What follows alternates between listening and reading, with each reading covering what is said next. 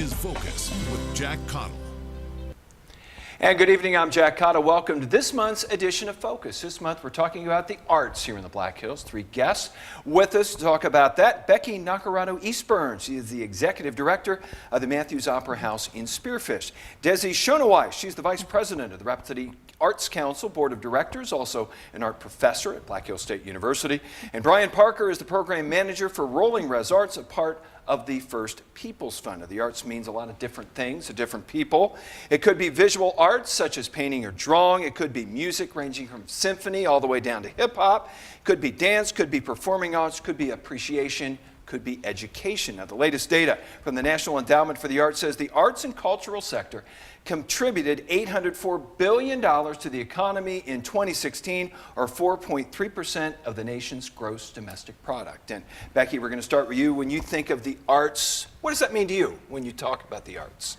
Well, you know, the nice thing about the Matthews is that we get to combine almost every single one of those pieces, whether that's on our stage or in our gallery, the art center, and really any way that we can connect the community and kind of have these different conversations and broaden our ideas. That's really what the arts mean to me from the Matthews. Desi, how about you? When we talk about the arts, what does that mean from your perspective? From my personal perspective as being a former K-12 art teacher and teaching art education methods now, and also working with the Rapid City Arts Council, my personal philosophy is that everybody is an artist. Everybody has the capacity to create. Everybody has a certain visual appreciation for the world around them, for their own homes, for their own spaces.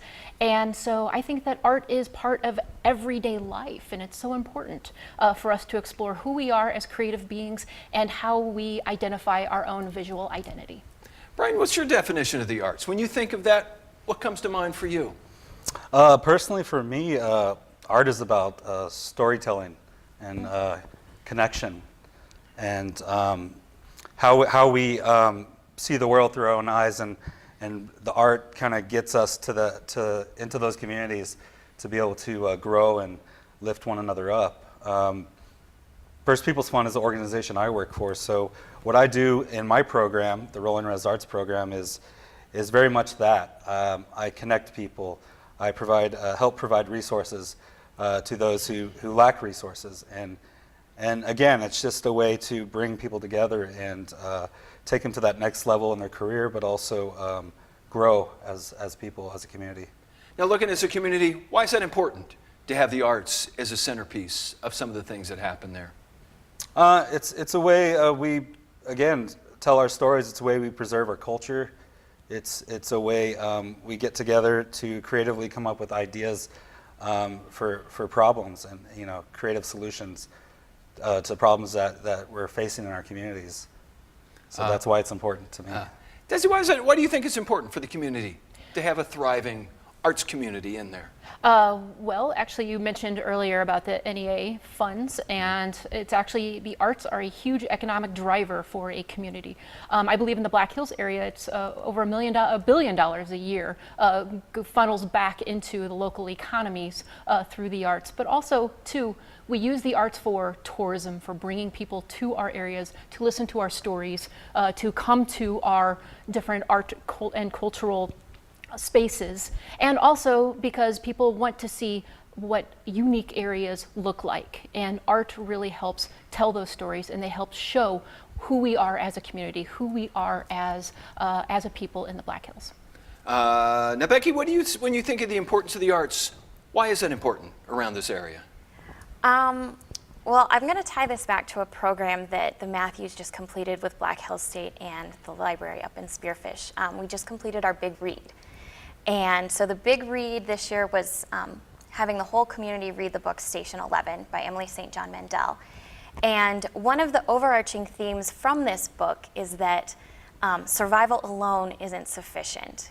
We follow this traveling symphony and kind of this post-apocalyptic world where, you know, the focus is, yes, you can survive without electricity, you can survive without the internet, you can survive without cars and planes and trains, but humanity cannot survive without the arts, with having some sort of way to express yourself and, like you said, continue your story and to tell your history. And that's why I think that, you know, the arts is so important to the community up here. Now, the Matthews Opera House has been around in Spearfish since 1906. A lot of renovations, a lot of changes over that time, now kind of the centerpiece of the Spearfish Arts Center. How has that evolved to remain relevant to what's going on today from being around now for more than 110 years? Well, I think it just shows the importance that Spearfish places on the arts, and specifically the Matthews in general, because it has gone through so many transformations, but it's still there. And truly, we have some photos of what it looked like back in 1906. And if you walk into the theater holding that picture in your hand, I mean, granted, the colors may be a little bit different. We've got some new lights and things like that. But truly, the Matthews has stayed, well, is now like what it was back in 1906. And we're very proud of it. Now, Desi, the rep to the Arts Council, founded back in 1968. How has the Arts Council evolved into fitting the needs of what the community needs today?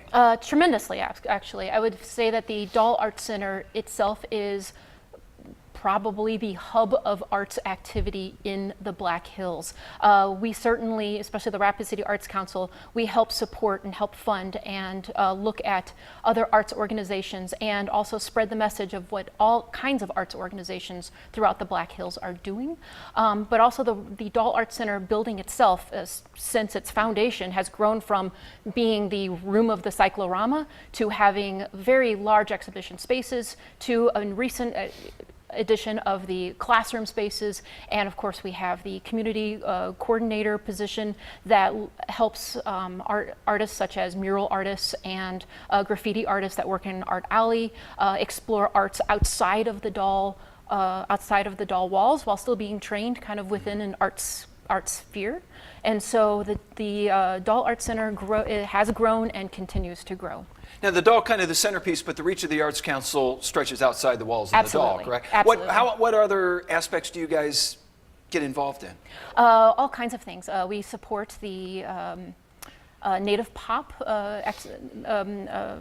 event that takes place in July of every year. We also support the Downtown Summer Nights through arts programming that also kind of helps supplement the Downtown Thursday nights for Rapid City.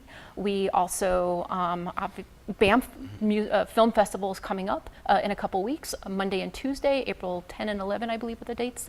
And the Banff Film Festival is, of course, a showcasing of all of the outdoor adventurous, but in an arts scope as well, because it's film, right? And so we support all kinds of arts programming throughout the Black Hills and beyond. Now, Brian, Rolling Res has been making the rounds since 2016. You've been around for the last couple of years. For people who are not familiar, what is the Rolling Res Arts program and what do you guys do? All right. The Rolling Res Arts is a state-of-the-art mobile arts space. It's also a mobile bank. We partner with the Lakota Federal Credit Union based out of Kyle to offer biweekly mobile banking. And what that usually looks like is us going down to pick up a staff person from the credit union, driving over to Pine Ridge, and setting up the bus. The Rolling Res Arts bus is a 32-foot bus, and we'll set up for a day to allow the banking customers to come over and handle their business. We also partner with the Heritage Center at Red Cloud Indian School, their gift shop and gallery, and we go out to the communities in Pine Ridge, as well as here in Rapid City, to have an open call for local artists to come and show their creations to the gallery and gift shop manager. And if it's something that they like, they'll purchase it and sell it in their gift shop. Also, the Rolling Res Arts is a business training center. We offer Native Arts professional development training, and that focuses on artists, emerging artists, mid-level career artists to better themselves, to get that training to take it to the next level for marketing and just to be a better entrepreneur. We have art classes. I partner with local Lakota artists to offer classes out in the same communities that we offer the other services in.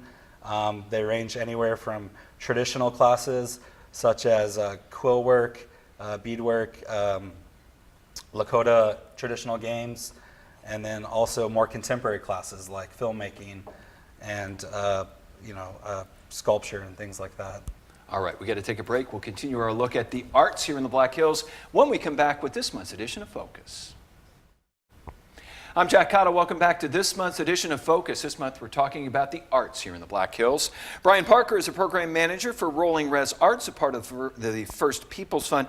Brian, you heard a lot of talk about the importance of preserving the Lakota culture, making sure that that remains strong. What role does the arts play in making that happen?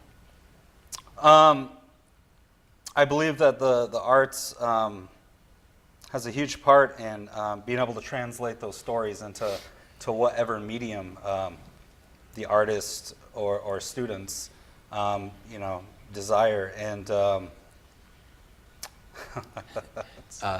excuse me.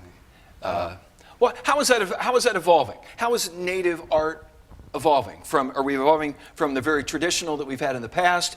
Are younger artists kind of taking that in different directions?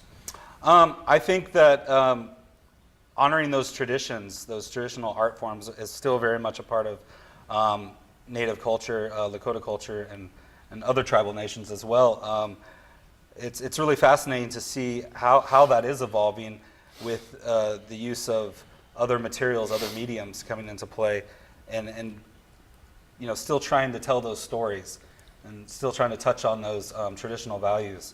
But I feel that a lot of contemporary artists that I'm seeing today still very much honor those old traditions. One of the things you mentioned a few minutes ago was trying to take some artists who want to make a business out of this and helping them along that direction. What's available to somebody that wants to make art as a career, but that's the hard part, making money off of it? Right. Well, our classes, like I said before, we teach traditional and contemporary classes. But the focus is always to provide a new skill set to an artist, to an individual, with the hopes that they'll go out and not only just be able to better themselves as an entrepreneur or as a professional artist, but to pass it along to their family members and their community to help their community grow. We offer Native professional development training, like I said, and that focuses specifically on the business side, as well as the art side. With the art side being how to market yourself, how to participate in these art markets. We show students how to set up their booth. What does a booth look like? What do you need at a booth? All these things to better themselves. And we provide that with the Rolling Res Arts. Now, Desi Shona Weiss is the Vice President of the Rapid City Arts Council Board of Directors, also art professor up at Black Hill State. You're teaching a lot of young people up there. What is available to get these people from the art part into trying to make a career out of this? That's an absolutely great question. And what's interesting is that in 2015, the World Economic Forum had done surveys as far as with business leaders, what are they looking for in professional environments? What are they looking for us to basically be teaching? What kind of skill sets? And what is predicted for 2020, next year, is number 1, creativity. Number 2, critical thinking. Number 3, complex problem solving. And the arts really encompass all of those things. And so what we are training students are not only to be artists and be creative thinkers, but of course to be critical thinkers, and how to integrate the arts into STEM. How do we take STEM into STEAM, integrating the arts into science and technology and math and engineering education. And these are the skill sets that employers are looking for. We are looking for innovators who are going to be thinking beyond what exists right now. Becky Nacarado Eastburn is the executive director of the Matthews Opera House in Spearfish. What do you guys have to help young artists and emerging artists to maybe take that next step forward? Absolutely. Well, actually, coming up is our community art show. And so this is the opportunity for these artists in our community, from elementary school kiddos, the university students, to professional artists in our community, to actually have their work shown in a gallery. What does that process look like, coming in, showing your work, filling out the contract, having your tax information ready if you're going to sell the piece? What do you set the price of that piece as? And then, really allowing them to come in and be proud of their work actually on display, And so that's coming up. Really, we're accepting artwork now, so if anybody's looking to get some pieces into a gallery, please. So we really want to make it kind of your first step. You're learning the process. How do you work with a gallery? How do you make an appointment to set up this time to drop off your work, to discuss your piece? And then really, hopefully, if your work sells, then you would be receiving a check in the mail from us. So being able to turn that passion into a paycheck. At the other end of the spectrum, the kids. How important is it to get kids into the arts when they're little? Oh my gosh, for us, it's imperative. And thankfully, we've got some really great partners in Spearfish that allow us to do that. Anytime we have an artist that we bring into our community for a show or for anything like that, we are doing our best to make sure that they're getting into the elementary school, that they are getting into the middle school or the high school when we can. We also like to take them to places where people might not think of immediately. We have our Canyon Hills Center up in Spearfish for some at-risk youth that might not understand that they can take their passion and turn it into a career. And so really, any time that we can get an artist out in the community talking to these kiddos, inspiring them that if their dream is to be an artist, there are ways to make that happen. And look at me, I'm living proof of it, So that's, working anytime we can work with kids. It's great. Desi, how important is it to get kids into art? Absolutely important. One of the things that is kind of a sad factor is that we are starting to find more and more youth are affected with depression. They are affected with more mental illnesses, now more so than ever. However, the arts are one of those areas that are proven to be the areas that can capture some of those students that are at risk.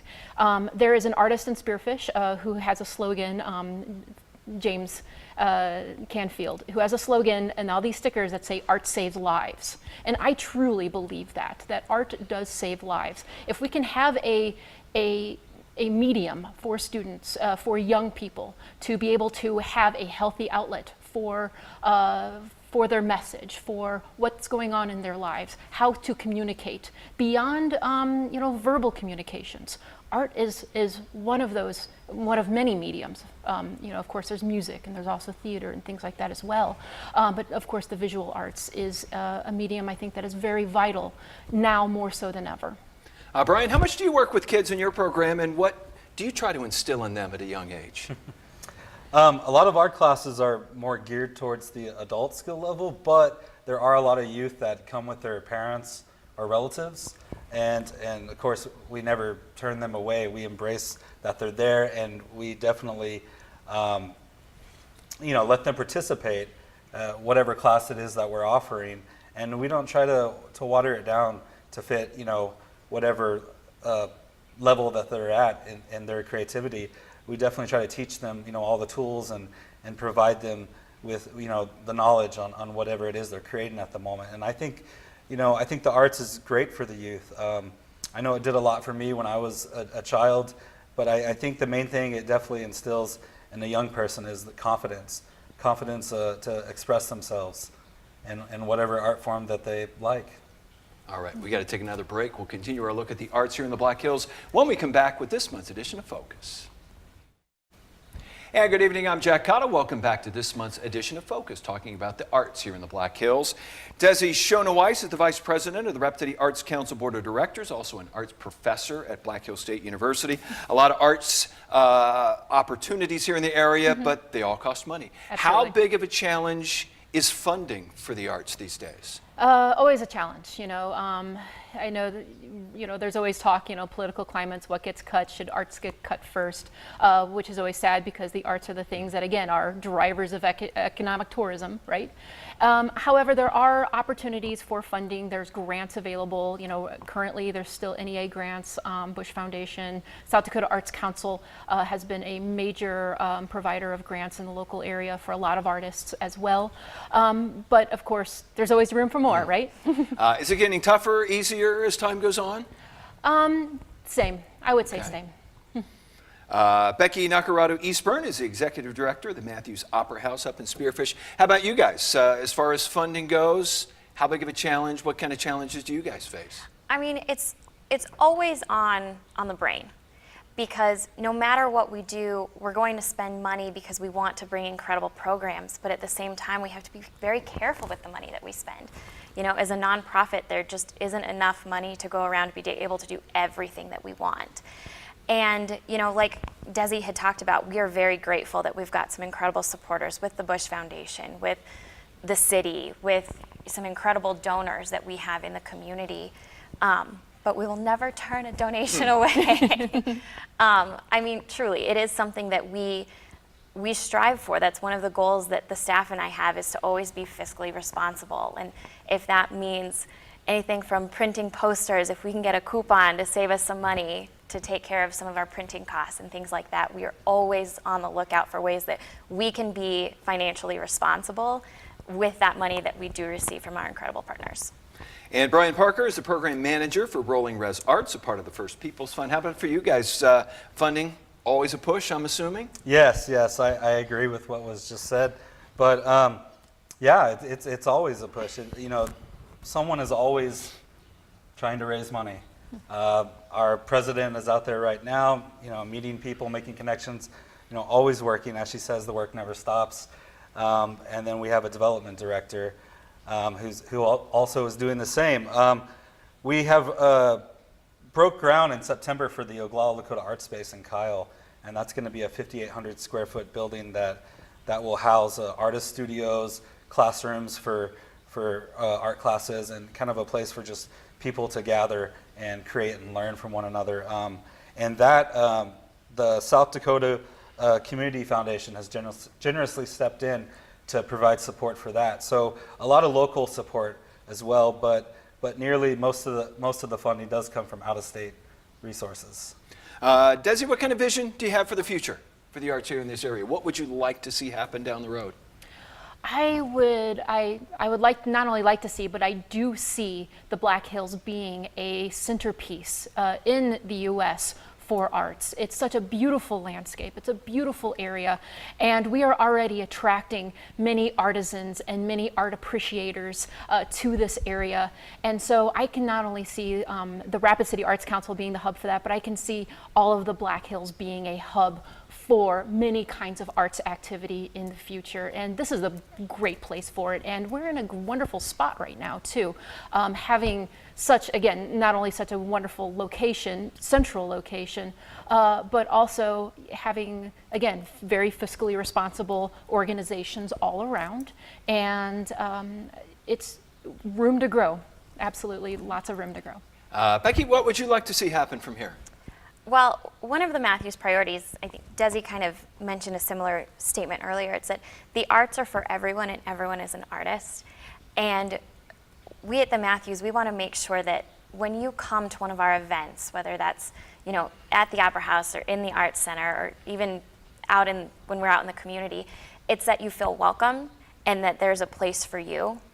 And of course, along the same lines, it's making sure that we can preserve our historical Opera House, because we've already done so much work, but it's an old building and we got to take care of it for generations to come, because it's very special to all of us. All right, got about 10 seconds left. Any one thing you'd like to see in the future? I would just like to see all of these services that First People's Fund provide, you know, continue to be successful and Right. continue to be in the community and help us make these connections. I got to cut you off. I want to thank all three of you for coming up. Thank you for watching. See you again the first Sunday night of next month. Good night.